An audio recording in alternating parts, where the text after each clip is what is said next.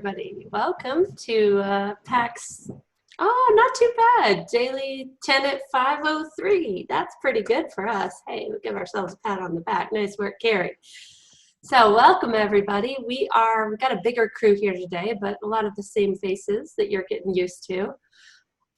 Today, we are digging into Amber skills and how to help. So Amber is that one that we talked a little bit about yesterday, that diamonds and ambers really don't do as well as they could together because diamonds have a hard time letting go of being right.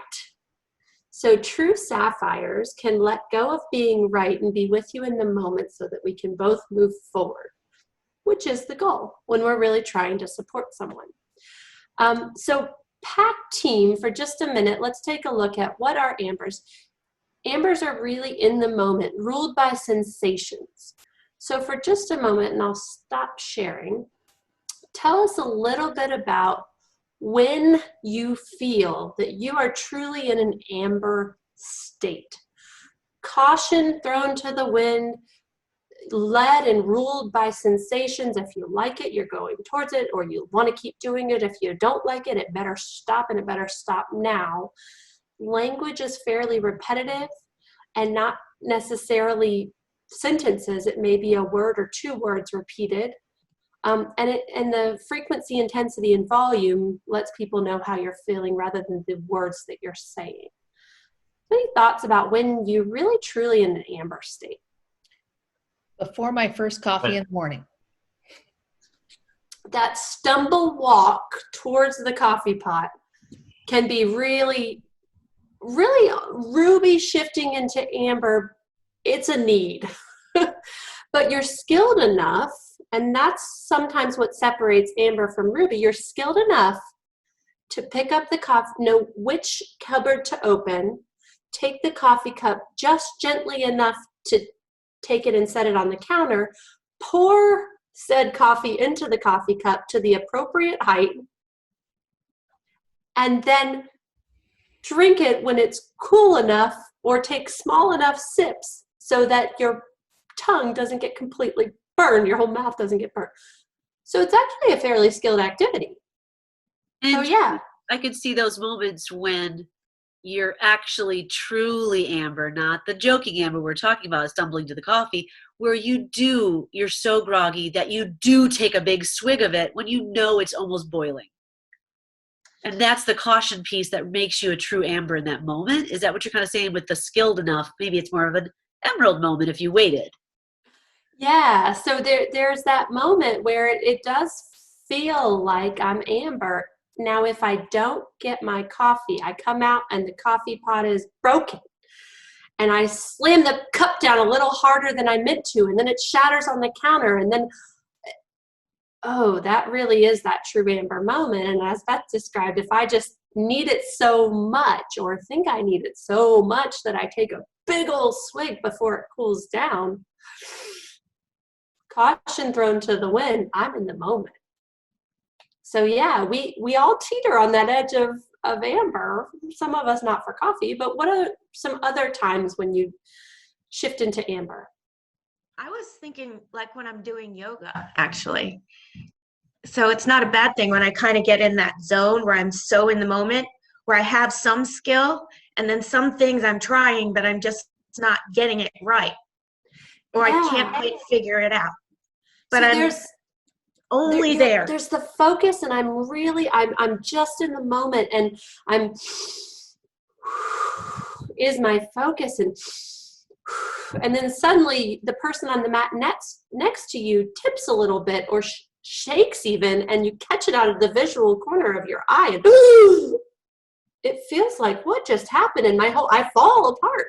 I was holding this really beautiful pose, and suddenly I'm in a heap on the ground, and it came out of nowhere.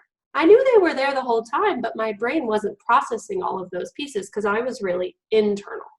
Yeah, cool. Shelley, what about for you? Yeah, I was going to say, when I'm working on a new piece, a piano piece that I've not done before, and it's really difficult, and I'm concentrating on what I'm trying to do, and if someone comes in out of nowhere, I am totally blown out. don't know how to react.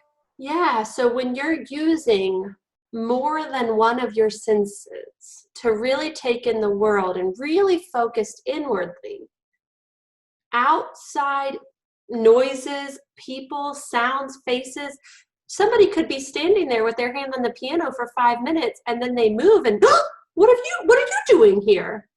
And yet they've been there for 5 minutes. Mm-hmm. Yeah, so we have these moments as ambers, but we can shift back into sapphire once I look up and realize, oh, sorry, I was kind of lost in what I was doing. I can do that moment. I can do that apology. With dementia, it's something a little bit different. So let's take a look at what happens, because I am in this moment. I'm ruled by my sensations, and there are some things that happen to my body skills as well. So we looked yesterday at language skills, receptive and expressive, how I receive language and how I give language. As an amber, I'm taking in about half of the words, but yet I'm taking in all of your tone and frequency and volume, because I'm very tuned into all of those pieces. I can read you as a person. I just may not be able to read and understand your language. So I'm strong more than skilled, but I do still have some body skill when it comes to language. I can still make some words. I just can't do the whole sentence with the consonants being separating out the words, but I might be able, with the one, yeah. I can give you something, and I can give you the meaning and the feeling behind it. I just may not be able to give you all of the language skills that you're looking for. The same goes for my body. Just because these skills are similar across the different pieces and components doesn't mean that I can't have a very different body skill than language skill. So I could actually be amber in my body skill and diamond in my language skill, depending on how the dementia, which type of dementia, and how far into the dementia I am for me and my brain and how it's affecting me. So we're going to take a look at someone who's in an amber state physically, has some skill, mostly strong, and reliant on in-the-moment cues. I'm not sure what to do next, and I'm not sure what I just did, but in the moment, if it's a body skill that I've got that I've done 1,000,000 times, I'll be able to do it on my own with a little bit of support in the moment.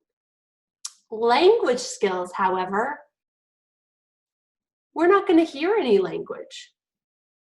So we don't actually know what skill set there is with language, but I'd like you to watch and see what receptive language skills our friend Alice, who's in an amber state, has. So I'm going to stop sharing, and I'm going to reshare because I forgot to share the sound as usual. And I'm going to skip ahead a little bit. I think this is the right part in the video. So we're going to watch as Teepa supports Alice in brushing her hair. And this is on our DVD, PAC Skills Make the Difference, for anybody who's looking to watch the whole thing and all of the gems. This is a great example. Remember, you're watching for receptive language. How is Alice taking in Teepa's information verbally? How is Teepa giving cues to Alice, visually, verbally, and with touch? And what body skills does Alice show that put her into that amber state? All right, here we go. Looking good. How's that? Got a few eyeball hairs here. Let's see if I can't get you something to brush your hair with. Here we go.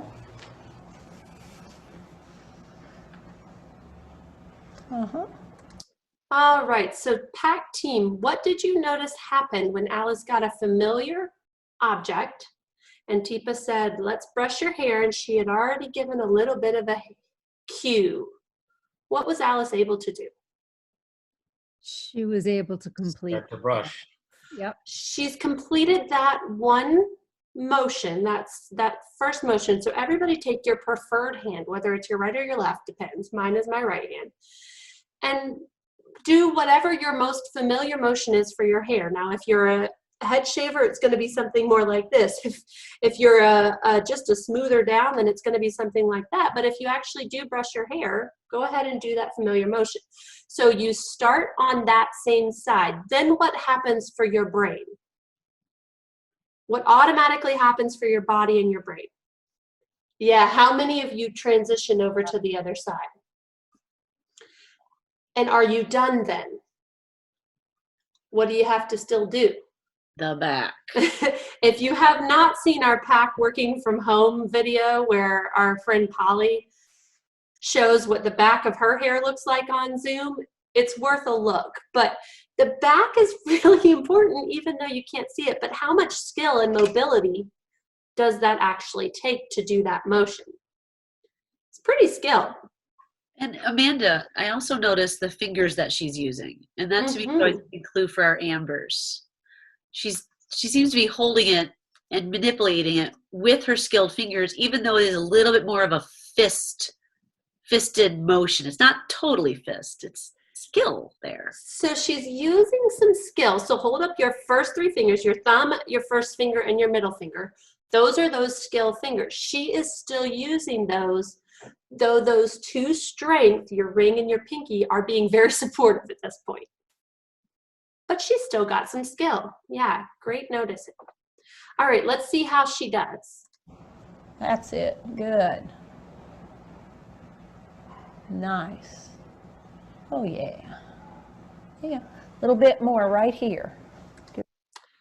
How does she signal she's done with the motion? When she's physically done, what's Teepa's signal that she's ready for the next step?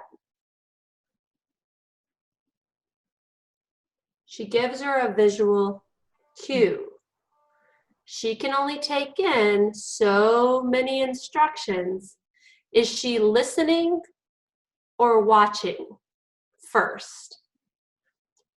Yeah, she's watching first and then trying to pick up on what Teepa's saying. And sometimes they match, but if she looks away, is she doing what Teepa's saying? Or is she doing the muscle memory that's taking over? So let's watch the next part to see what happens. Right here. And right over here on this side, Miss Alice. Okay, so what happened when Teepa switched over, but she didn't have her visual regard yet? Nothing. Nothing. Is it because Teepa's giving bad cues? She didn't see it. She didn't see it. Oh, she just didn't see it.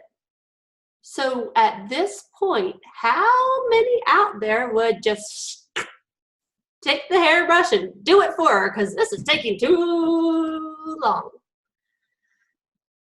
Everybody do this. Because we're choosing to be Sapphire and go with Alice rather than taking over for Alice and doing it the right way. We're letting our Sapphire show.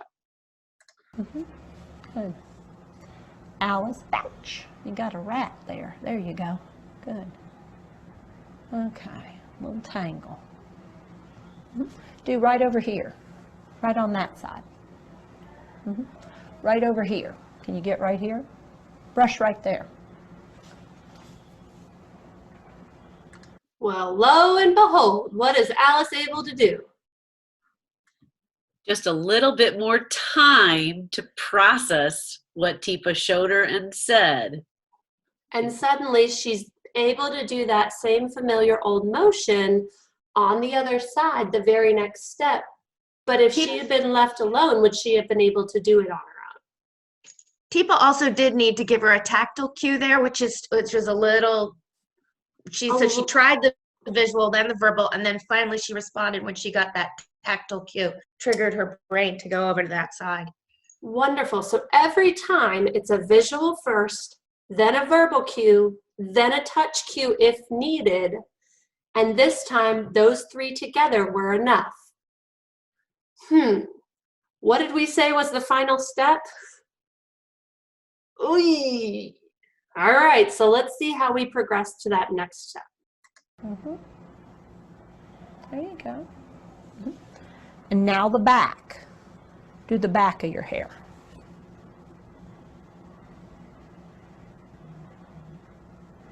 It's looking good. Right back here. Can you get right back here? Okay, so visual, check. Verbal, check. Touch cue, check. Uh-oh, what's not happening? So touch the back of your head and the back of your body. That part's lost a lot of sensation. In fact, we don't pay a lot of attention to the back unless somebody sneaks up on you and touches you without. But you're a lot less sensitive on your back than you are on the front in general. As we hit this point in many dementias, that part doesn't really ring true, so that touch cue wasn't still enough for my arm to recognize how to get there. So now Teepa is going to build in an adapted hand under hand. We practiced that skill with Olivia and Beth earlier this week, sit to stand, stand to sit, or maybe it was last week, I don't know. But it's all right. Hand under hand, but this time, notice Teepa's not going to take over the hairbrush. She's also not going to put her hand outside of Alice's hand. She is still going to use hand under hand. She's going to slip a pinky in to the palm and guide Alice's hand and see if Alice can take over. So check it out. Mm-hmm. Right back here. How's that? Good. Thank you. So, how's Alice's expressive language? How's she able to get words out? Not so much. How's Alice's receptive language? Pretty good. Is she getting in all the language? Not all. What is she getting in? Getting in a few words, but she has to have that visual with it, doesn't she? Yeah. How long do you think it's been since Alice has done this much for herself when it comes to self-care? A long time. Long time. Yeah, because what's the temptation when someone starts losing skill and we've got skill? To take over. To pounce and take over. Yeah. So let's watch just the end of the interaction to see how it goes. Can I have a hug? Nice work. Nice work. Thank you, my friend. I appreciate your help. Huh. So we often tend to think that we are the ones helping. What did Teepa do here to change the whole interaction? Who was in charge? Who got to help? Alice. Alice. She did. Yeah, Alice was in charge of this one. Alice got to feel productive and valued. So we're going to take a look real quick, and we're not going to go through this in depth. This is a ton of information. You can get a lot of this information as we go through our different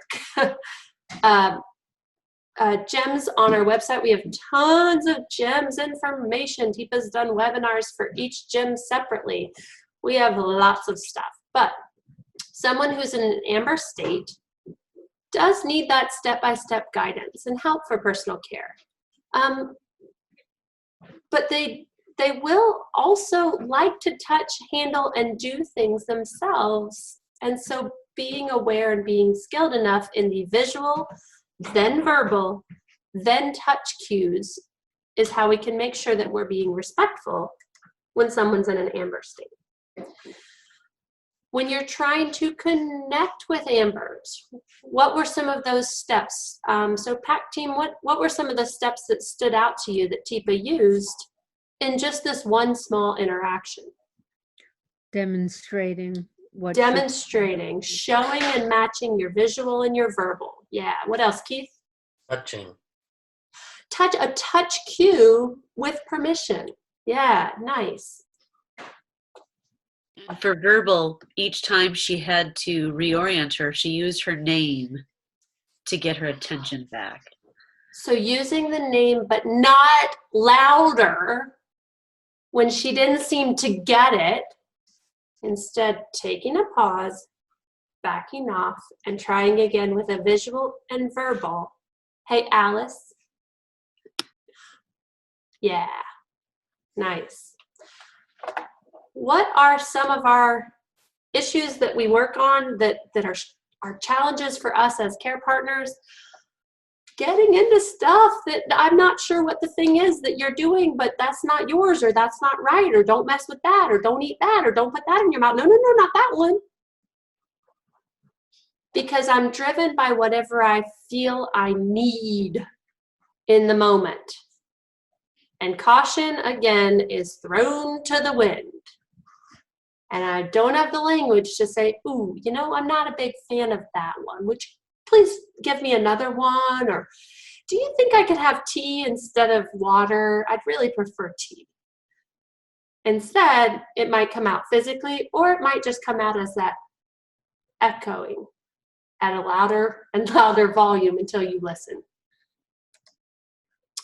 So some of those tips on how to help, and some of those habits we're going to work on breaking.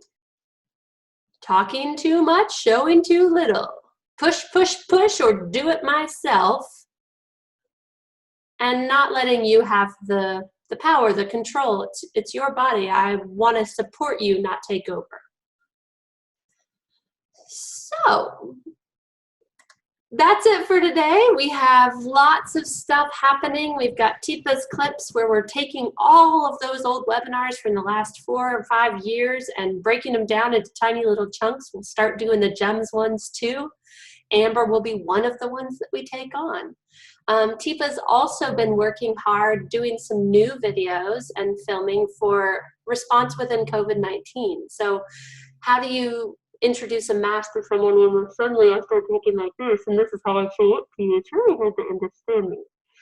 And yet, we're doing it every day because those are the requirements. Is there a different way I could introduce that? Is there a different way to introduce me in white garb showing up at your door, making it seem like it's the plague? So she's been doing a ton of videos, some at different gym states, some at introducing different PPE, trying to figure out how can we make this more reasonable for people living with dementia. So check her out. She's also on at 8 a.m. on Facebook on most mornings, as long as Facebook is allowing. So that's it for today. Thanks, everybody. It's more like 20, but you got an extra 10. All right, thanks. Hey folks, thanks for watching. Please like and subscribe to help us spread Teepa's positive approach message around the world. And don't forget to click the bell to get notified when new videos are posted.